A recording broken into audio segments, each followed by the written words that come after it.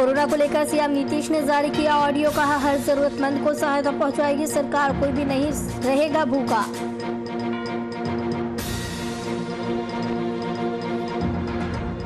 पटना में एम्बुलेंस विवाद पर गरमाई सियासत, कांग्रेस प्रवक्ता ने दी रूडी को नसीहत, कहा राजीव प्रताप रूडी को माफी मांगना चाहिए।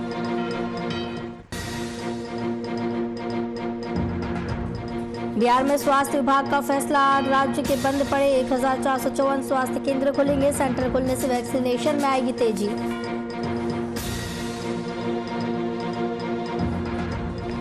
झारखंड वासियों के लिए खुशखबरी, स्मार्ट सिटी बनने के मिशन में झारखंड नंबर 1, शहरी कार्य मंत्रालय ने जारी की रैंकिंग।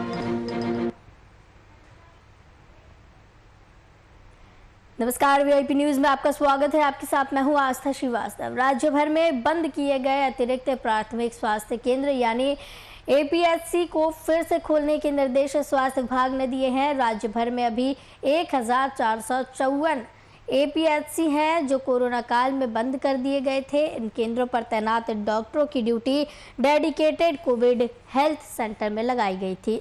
स्वास्थ्य विभाग के अपर मुख्य सचिव प्रत्यय अमृत ने बताया कि सभी जिलों के डीएम और सिविल सर्जन को कहा गया है कि जहां संभव है वहां एपीएचसी को क्रियाशील करें। इन सेंटरों के खुलने से वैक्सीनेशन में तेजी आएगी। ग्रामीण इलाकों में वैक्सीनेशन सेंटर को भी बढ़ाया गया है, उनमें भी तेजी आएगी।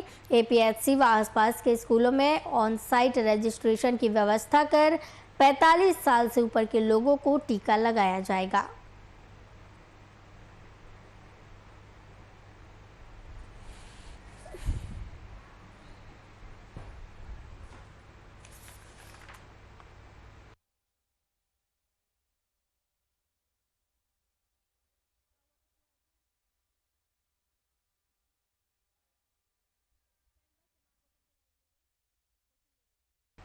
इस खबर की तमाम जानकारी के लिए हमारे साथ संवाददाता कुमार गौतम जुड़े हुए हैं। गौतम, राज्य के बंद पड़े 1454 स्वास्थ्य केंद्र ऐसे हैं जो खोले जाने की घोषणा की गई है, क्या कुछ फायदा इनसे होने वाला है? देखिए, इससे बहुत फायदा होगा क्योंकि राज्य के जो बंद पड़े टोटल 1451 है और 1451 ऐसे स्वास्थ्य केंद्र हैं जिनको बंद कर दिया गया था कोरोना के शुरुआत में, ताकि वहाँ के पीएचसी से तमाम वो चीज़ें डॉक्टर वगैरह सब जितने भी लोग थे उनकी ड्यूटी मुख्यालय में लगा दी गई थी ताकि बड़े अस्पतालों में इनका इलाज हो सके, अच्छे से हो सके। लेकिन क्योंकि अब ये कोरोना का जो संक्रमण है वो न सिर्फ राजधानी पटना में है या जो जिला है जिला के मुख्यालय में, तो उनके गांव तक उनका इलाज हो सके या बेहतर तरीके से ट्रीटमेंट हो, उनको कहीं ले जाना ना पड़े। तो ऐसे में अब राज्य सरकार उन तमाम 1451 बंद पड़े जो अतिरिक्त स्वास्थ्य केंद्र हैं उनको खोलने का निर्णय लिया है, यानी कि अब गांव-गांव तक इलाज होगा। आपको बता दें कि पूरे बिहार में इस वक्त 1451 स्वास्थ्य केंद्र हैं टोटल। इसके अलावा तमाम बड़े अस्पताल को छोड़ दें अगर अतिरिक्त स्वास्थ्य केंद्र हैं, तो यहाँ पर जो पीएचसी जिसको बोलते हैं एपीएचसी, वहाँ पर डॉक्टरों की तैनाती होगी, वहाँ पे नर्सेज की भी तैनाती होगी, तमाम वो सुविधाओं से लैस करेगी राज्य सरकार स्वास्थ्य विभाग। और वहाँ पे अब चूंकि कोरोना का एक पीक है सेकेंड फेज का, तो अब लगता है सरकार को कि अब हमारे उन मरीजों को जो गांव-गांव में रहते हैं या जो जिला मुख्यालय से पंचायत स्तर पे हैं, उनको अगर जिला मुख्यालय आना होगा तो रास्ते में दम तोड़ सकते हैं या उनको रेफर अगर किया जाए, बहुत ज़्यादा क्रिटिकल कंडीशन है तो रेफर किया जाए, वरना उनको वहीं पर ठीक किया जाए। इसके लिए लेकिन सरकार के इस सिर्फ फैसले कर देने से काम नहीं होगा, क्योंकि आप देखिए कोरोना में इसको बंद क्यों किया गया ये समझना पड़ेगा। तो आस्था इसलिए बंद किया गया क्योंकि वहां पर वो चीजें मुहैया नहीं हो पा रही थी, इनके पास संसाधन का अभाव था, इनके पास ऑक्सीजन नहीं थी, वेंटिलेटर नहीं थे। पीएचसी में क्या होता है, अगर आपको कोई छोटी मोटी दुर्घटना हो गई तो आप उसका फर्स्ट एड कर सकते हैं। उसके बावजूद वहां पर सरकार के इतने कहने के बावजूद जिनकी डॉक्टर की ड्यूटी लगती थी वहां पे, तो वो डॉक्टर अपने क्लिनिक चलाते थे, तो इसलिए वहां पे परेशानी होती थी, टेक्नीशियन नहीं होते थे या फिर जो कंपाउंडर कह लें, मतलब एक डॉक्टर, एक कंपाउंडर, एक आशा बहन या जो स्वास्थ्य कर्मचारी हैं उनकी संख्या उतनी नहीं थी। सबकी ड्यूटी कोविड डेडिकेटेड अस्पताल में कर दी गई। लेकिन अब जो परिस्थितियां बदली है, उस बदले हुए परिस्थिति में राज्य सरकार ने अपने पुराने उसी फैसले को वापस लिया है जिसको उन्होंने बंद करने का निर्णय लिया था। यानी कि टोटल पूरे सूबे में 1451 ऐसे एपीएससी हैं, अतिरिक्त स्वास्थ्य केंद्र है, जहां पर चूंकि जगह उनकी है, जमीन भी उनकी है, तो ऐसे में सिर्फ अस्पताल को कन्वर्ट कर देना और बेड लगाना, बेड के अनुरूप, जब केंद्र सरकार और राज्य सरकार दोनों एक ही सरकार है, दोनों कह रही है कि नहीं इसकी शुरुआत होनी चाहिए, तो प्रधानमंत्री भी ने भी ये ऐलान किया था उस वक्त कि गांव-गांव तक जो फैलाव हुआ है उसको गांव में ही इलाज की मुकम्मल व्यवस्था हो, ऐसी कोई व्यवस्था होनी जी। चाहिए। तो प्रधान सचिव प्रत्यय अमृत स्वास्थ्य विभाग के जो प्रधान सचिव हैं, उन्होंने ये स्वास्थ्य मंत्री से बात की। उसके बाद जी। मुख्यमंत्री लगातार मॉनिटरिंग कर ही रहे हैं, तब जाकर के इतना बड़ा निर्णय लिया गया और ये स्वास्थ्य विभाग का ये फैसला स्वागत योग्य है, बशर्ते सिर्फ ऐलान न हो, वहां पर अस्पताल के साथ साथ अस्पताल के अंदर डॉक्टरों की व्यवस्था की जाए, जी, ताकि जो एक रेफर ना तरीके से पड़े। कहा जा सकता है जब इन्हें खोला जाएगा तो यहाँ पर तमाम सुविधाएं प्रदान की जाएंगी, डॉक्टरों की बहाली अच्छे तरीके से की जाएगी और तमाम जो कमियां यहाँ देखने को मिलती थी पहले, उन सभी कमियों को दुरुस्त कर दिया जाएगा।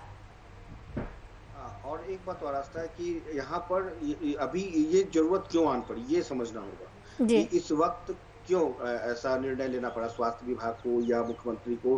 तो वैक्सीनेशन को लेकर के पहले 60 प्लस का जो रेशियो था, उसमें जिला मुख्यालय तक लोग आकर के वैक्सीनेशन ले चुके हैं या ले रहे हैं, लेकिन जब 45 प्लस की बारी आई तो भीड़ तादाद बढ़ गई, क्योंकि आबादी के हिसाब से 45 प्लस की आबादी ज्यादा है, लिहाजा जिला मुख्यालय में भी भीड़ बढ़ने लगी।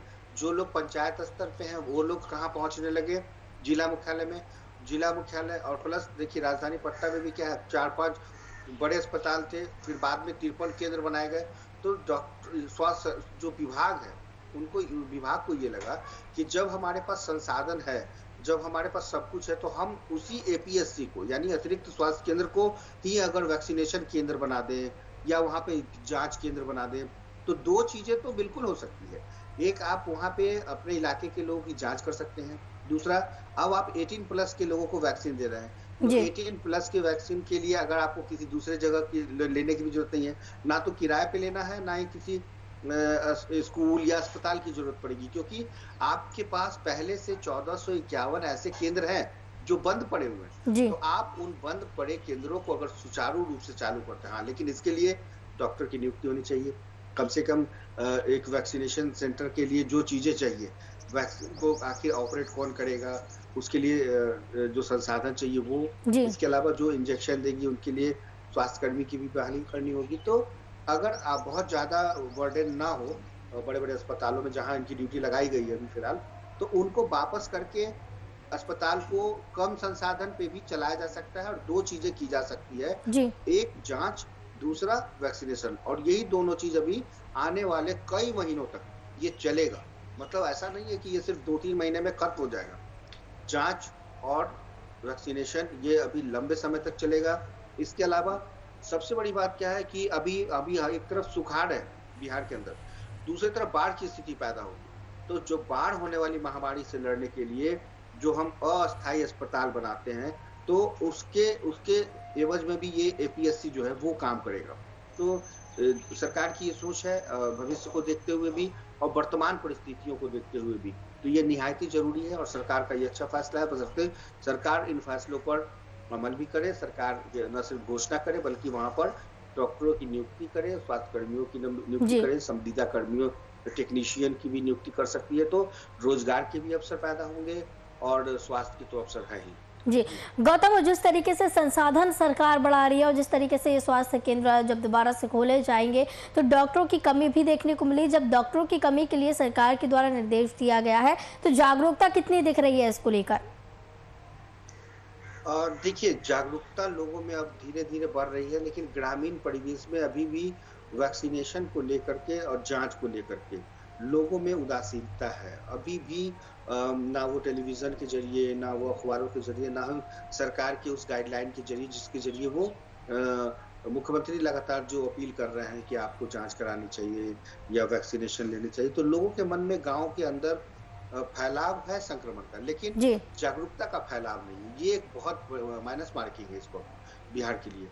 अगर ये जागरूकता फैल जाए कि नहीं, बिना वैक्सीन के कोई नहीं रहेगा, चाहे वो जनप्रतिनिधि करे, वहाँ के मुखिया करे, सरपंच करे, तो तभी जाकर के इस कोरोना की जंग से जीता जा सकता है, वरना बहुत मुश्किल है। सिर्फ शहरी क्षेत्रों में अभी जांच चल रही है, ग्रामीण क्षेत्रों में लोगों के अंदर जो मन में है उसके संशय को अभी भी समाप्त करना होगा, जांच का दायरा बढ़ाना होगा, और शायद एपीएससी से जब अतिरिक्त स्वास्थ्य केंद्र होगी तो लोगों को मन में, अगर 1-2 गांव के लोग भी लेके गए तो जी। उस चौपाल में जाकर के जब इस बात का डिस्कस होगा कि हमने वैक्सीनेशन ले लिया या हमने जांच कराई, मेरा निगेटिव आया, तो लोगों के मन में भी लगेगा कि अगर सर्दी खांसी बुखार है या किसी भी तरीके का कोई लक्षण दिख रहा है तो एक सहज तरीके से आसानी से जांच हो सकता है।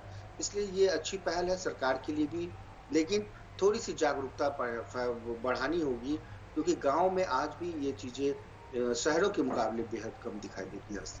जी। जी, तो कहीं न कहीं सरकार भी अपनी तरफ से पूरी पहल कर रही है, कोशिशें कर रही है कि तमाम परेशानियां ना हो और वैक्सीन सभी तक पहुंचे, सभी वैक्सीन ले सके।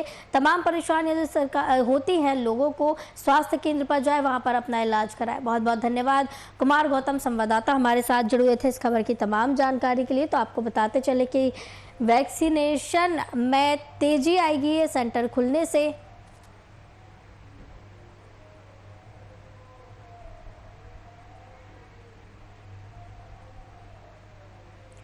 कोरोना काल में मायूसी के बीच झारखंड के लिए एक सुखद खबर है। केंद्रीय आवासन एवं शहरी विकास मंत्रालय की ओर से मंगलवार को देश भर के स्मार्ट सिटी की रैंकिंग जारी की गई। इसमें झारखंड नंबर 1 बना है। पिछली बार राज्यों की रैंकिंग में गुजरात नंबर 1 था, लेकिन ताजा रैंकिंग में 100 में से 59-58 मार्क्स के साथ झारखंड पहले स्थान पर है, राजस्थान दूसरे, आंध्र प्रदेश तीसरे, उत्तराखंड चौथे और गुजरात 5वें नंबर पर है। तो वहीं देश भर के 100 स्मार्ट शहरों की रैंकिंग में रांची 12वें स्थान पर है।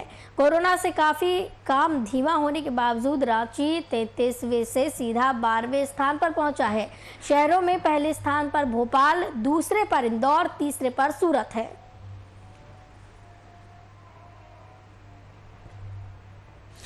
आपको बताते चले कि झारखंड के लिए एक सुखद खबर है। केंद्रीय आवासन एवं शहरी विकास मंत्रालय की ओर से स्मार्ट सिटी की रैंकिंग जारी कर दी गई है। स्मार्ट सिटी बनाने में मिशन में झारखंड नंबर 1 है और शहरों की अगर बात की जाए तो 12वें स्थान पर रांची पहुंचा है और पहले स्थान पर भोपाल, दूसरे पर इंदौर, तीसरे पर सूरत है।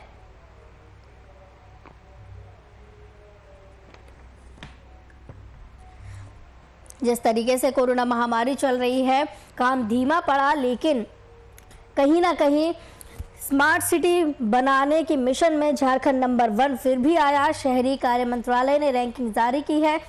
गुजरात जहां पहले नंबर पर था, वहां से अब खसक कर सीधा 5वें स्थान पर गुजरात पहुंच चुका है।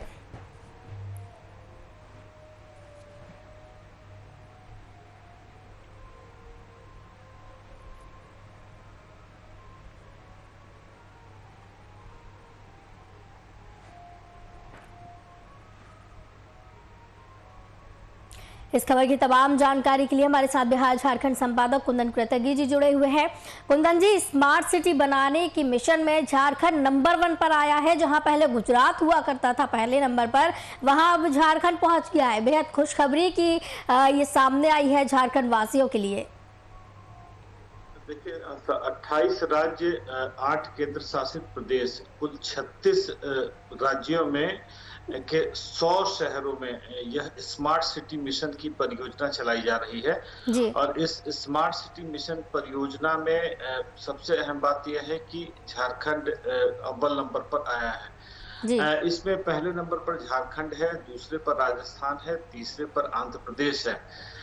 नई दिल्ली को 11वां स्थान प्राप्त हुआ है और बिहार को 29वां स्थान प्राप्त हुआ है। तो इस मामले में जहां बिहार और नई दिल्ली को पछाड़कर झारखंड नंबर 1 की गद्दी पर काबिज हुआ है, तो ये अपने आप में झारखंड के लिए काफी कह सकते हैं प्रतिष्ठा का विषय है और झारखंड वासियों के लिए एक अच्छी खबर है। जी। केंद्रीय शहरी विकास मंत्रालय योजनाओं की प्रगति के आधार पर भी शहरों की रैंकिंग देता है और उसमें रांची 12वें स्थान पर आया है। नई दिल्ली नगर पालिका जो है वह 41वें स्थान पर है और बिहार 68वें स्थान पर है। तो कुल मिला के दोनों स्थितियों में केंद्रीय शहरी विकास मंत्रालय की योजनाओं की प्रगति के आधार पर जो रैंकिंग तैयार होती है, उस रैंकिंग में भी झारखंड की स्थिति बहुत बेहतर है। स्मार्ट सिटी मिशन में भी झारखंड की बहुत बेहतर स्थिति है। और साथ ही आपको बता दें कि इन तमाम चीजों में झारखंड में की राजधानी रांची में धुरवा, जहां पर झारखंड का विधानसभा का निर्माण किया गया है, झारखंड के हाई कोर्ट का निर्माण किया गया है, वहां पर 656 एकड़ में एक आवासीय परिसर, एक हाई क्लास सिटी की स्थापना की जा रही है। वहां पर सड़क, पेयजल, बिजली, ड्रेनेज, सीवरेज, साइकिल लेन, पैदल पथ, यह तमाम चीजों का विकास किया जा रहा है और उसी पर तमाम योजनाओं के अपडेटेशन की स्थिति की वजह से कल झारखंड को पहला स्थान दिया गया। जी, स्मार्ट सिटी की ये जो लिस्ट जारी की जाती है, रैंकिंग जारी की जाती है, किस तर्ज पर की जाती है? क्या कुछ इसमें शामिल किया जाता है? क्या कुछ देखकर ये लिस्ट जारी की जाती है? देखिए, स्मार्ट सिटी मिशन के तहत जो रैंकिंग दी जाती है उसमें टेंडर प्रक्रिया का निष्पादन, कार्यादेश जारी करना, वर्क ऑर्डर कितनी एफिशिएंटली जारी की जाती है, परियोजना को पूरा करने में, परियोजना के कई चरण होते हैं और उन चरणों को हम लक्ष्य के साथ कैसे पूरा कर पा रहे हैं, जो फंड अलॉट किए गए हैं उस फंड को कितना एफिशिएंटली खर्च किया जा रहा है, फंड का आवंटन कितना एफिशिएंटली हो रहा है, एसपीवी ट्रांसफर कितना एफिशिएंटली हो रहा है, उपयोगिता प्रमाण पत्र, यूटिलिटी सर्टिफिकेट कैसे कितना इजीली मुहैया किया जा रहा है और जीपीएस टैगिंग, इन तमाम फैक्टर्स को देखते हुए पहले यह प्रक्रिया थी जो रैंकिंग होती थी, ये महीने में होती थी, फिर 15 दिन होने लगी और अब यह प्रक्रिया ऑनलाइन सतत ये पॉइंट्स मिलते रहते हैं और इस पॉइंट्स के आधार पर राज्यों की रैंकिंग निर्धारित होती रहती है। 2018 में भी इसी श्रेणी में झारखंड ने नंबर 1 का पोजीशन हासिल किया था और फिर 2021 में झारखंड के साथ यही स्थिति है। और साथ ही आपको ऐसा बता दें कि बीते दिन केंद्रीय शहरी आवासन मंत्री माफ कीजिएगा सचिव दुर्गा शंकर मिश्र राजधानी रांची आए थे इन तमाम चीजों का जायजा लेने के लिए और तमाम परिस्थितियों का मुआयना करने के लिए, और सबको देखने के बाद उन्होंने झारखंड के स्मार्ट सिटी मिशन की काफी तारीफ की थी और उन्होंने कहा था कि झारखंड का स्मार्ट सिटी मिशन बाकी राज्यों के लिए एक मॉडल, एक कह सकते हैं उदाहरण के तौर पर देखा जा सकता है, किस तरीके से यहाँ पर काम हो रहे हैं और कितना एफिशिएंटली इस तमाम काम को अंजाम दिया जा रहा है। बिल्कुल, और जिस तरीके से यहाँ काम देख रहे हैं, जिस तरीके से यहाँ सरकार सक्रिय है, धरातल पर वो चीजें दिखाई देती है और जनता की तरफ से भी काफी सहयोग मिलता है, जिसकी वजह से आज ये मुकाम झारखंड को हासिल हुआ।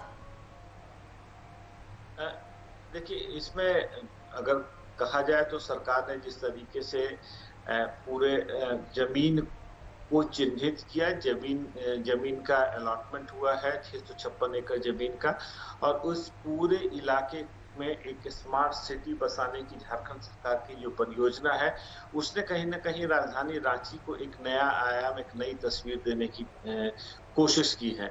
और स्मार्ट सिटी मिशन देश के 100 शहरों में जो परियोजना चलाई जा रही है, वहां पर एक नए तरह का शहर बसाने की, क्योंकि देखिए जिस तरीके से देश की जनसंख्या बढ़ रही है, उनकी जरूरतें बढ़ रही हैं, तो ऐसे स्मार्ट सिटी को बनाना और बसाना आज के तारीख की कह सकते हैं मूलभूत आवश्यकता के तौर पर देखी जा रही है। और इसी के तहत जिन 100 शहरों का चुनाव किया गया है, उन 100 शहरों में जो स्थिति रांची ने हासिल की है, वह अपने आप में कह सकते हैं एक काफी गर्व और प्रतिष्ठा की बात है।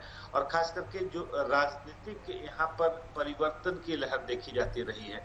जाहिर सी बात है 2018 में जब झारखंड पहले नंबर पर आया था, उस समय भारतीय जनता पार्टी की सरकार थी। 2021 में महागठबंधन की सरकार है।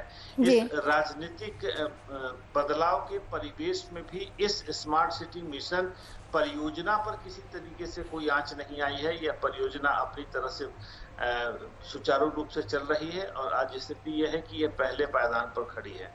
और इसके लिए कह सकते हैं शहरी विकास सचिव जो हैं विनय चौबे, वो भी काफी प्रशंसा के पात्र हैं, क्योंकि उन्होंने भी तमाम व्यवस्थाओं को बहुत सुचारू रूप से आगे जारी रखने का प्रयास किया है और जिसका परिणाम कल देखने को मिला। आस्था जी बिल्कुल। और झारखंड जिस तरीके से इस महामारी के दौर में भी नए आयाम बुनते जा रहा है, अपनी एक पहचान लेकर झारखंड उभरने लगा है, चाहे वो ऑक्सीजन सप्लाई के मामले में हो, स्मार्ट सिटी बनाने के मामले में हो, तो अपनी एक पहचान लेकर झारखंड उभरता जा रहा है। बिल्कुल। देखिए, झारखंड के साथ एक सबसे बड़ा दुर्भाग्य क्या रहा है कि जब 15 नवंबर 2000 को झारखंड राज्य की स्थापना की गई थी, इसके साथ ही उत्तराखंड और छत्तीसगढ़, 2 और नए राज्यों की स्थापना की गई थी। राजनीतिक प्रयोगों की वजह से झारखंड में विकास की वो गति नहीं मिल सकी जिस विकास की गति की अपेक्षा को लेकर इस राज्य की स्थापना की गई थी। आप इसके साथ निर्मित दोनों राज्यों को देख लें, उत्तराखंड और छत्तीसगढ़, दोनों ने विकास की एक कह सकते हैं नई परिभाषा लिखी है।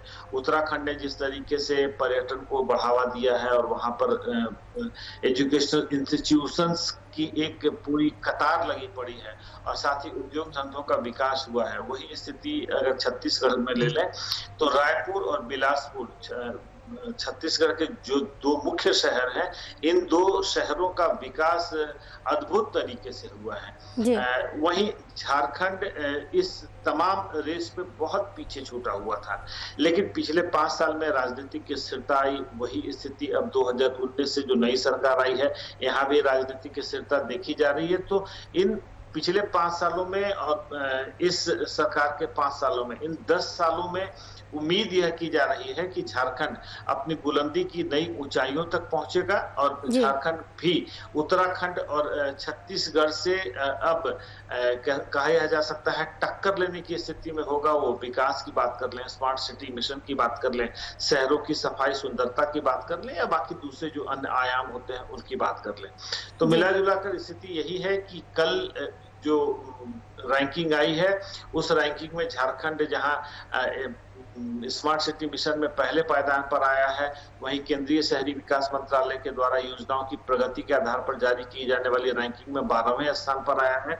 यह दोनों झारखंड के लिए एक बहुत सुखद अनुभूति है और खास करके कोरोना महामारी के इस दौर में अगर आपको कुछ अच्छी खबरें सुनने देखने को मिलती हैं तो वो काफी पॉजिटिव कर जाती हैं आपको। जी बिल्कुल, काफ़ी पॉजिटिव असर ये छोड़ता है, जनता के मन में भी पॉजिटिव असर ये छोड़ता है। खुशखबरी ये जनता के लिए भी है, सरकार के लिए भी है। जिस तरीके से झारखंड अभी तक विकास के लिए तरसता हुआ नजर आता था, लेकिन अब जिस तरीके से विकास झारखंड में देखने को मिल रहा है, कहीं ना कहीं अब जो बड़े राज्य हैं, जो विकास हो चुके हैं जिन राज्यों में, उनको टक्कर देने के लिए झारखंड तैयार हो रहा है। बिल्कुल। झारखंड में देखें, क्योंकि प्राकृतिक संसाधनों का अभाव नहीं है, अगर हम माइंस और मिनरल्स की बात करें तो देश का यह ऐसा राज्य है जहां पर सबसे अधिक खनिज पदार्थ पाए जाते हैं और अलग अलग तरीके के खनिज पदार्थ पाए जाते हैं। अगर हम आयरन की बात कर लें, कॉपर की बात कर लें, गोल्ड की बात कर लें, कोल की बात कर लें, इन तमाम खनिज पदार्थों में झारखंड सबसे पहले स्थान पर आता है। यहाँ पर अगर बेसिक इंफ्रास्ट्रक्चर्स की बात कर लें तो रेलवेज का एक नेटवर्क है और खास करके आपको ऐसा बता दें कि झारखंड का एक रेलवे नेटवर्क है। वह नेटवर्क भारत के तमाम नेटवर्क से ज्यादा रेवेन्यू देता है भारत सरकार को या रेल विभाग को। सबसे ज्यादा आय करने वाला जो रेलवे डिवीजन है वो झारखंड में ही है। तो जाहिर सी बात है झारखंड के पास बहुत सारे ऐसे अपने प्रॉपर्टीज हैं, बहुत सारे अपने ऐसे आयाम हैं जिसको लेकर झारखंड बूस्ट आउट कर सकता है, झारखंड अभिमान कर सकता है। जी। लेकिन जो परिस्थितियां बनी थी झारखंड में, इन सब चीजों का विकास नहीं हो पाया था। और खास करके उद्योग धंधों की बात कर ले, शहरों के विकास की बात कर ले, या यहाँ पर बाकी दूसरे संसाधनों की विकास की बात कर लें। अगर हम उत्तराखंड में देखते हैं तो शैक्षणिक संस्थानों की बाढ़ सी आ गई है। वो चाहे इंजीनियरिंग कॉलेजेस की बात कर लें, प्रबंधन संस्थानों की बात कर लें, मेडिकल कॉलेजेस की बात कर लें, वहां पर एक पूरा चेन सा निकल पड़ा है। लेकिन झारखंड के स्थापना से लेकर अब तक अगर हम देखें तो यहाँ पर कोई भी एक ऐसा मेडिकल इंस्टीट्यूशन या इंजीनियरिंग इंस्टीट्यूशन डेवलप कर नहीं आया है जिसने देश में या राज्य में नाम कमाया हो। तो स्थितियां थी थोड़ी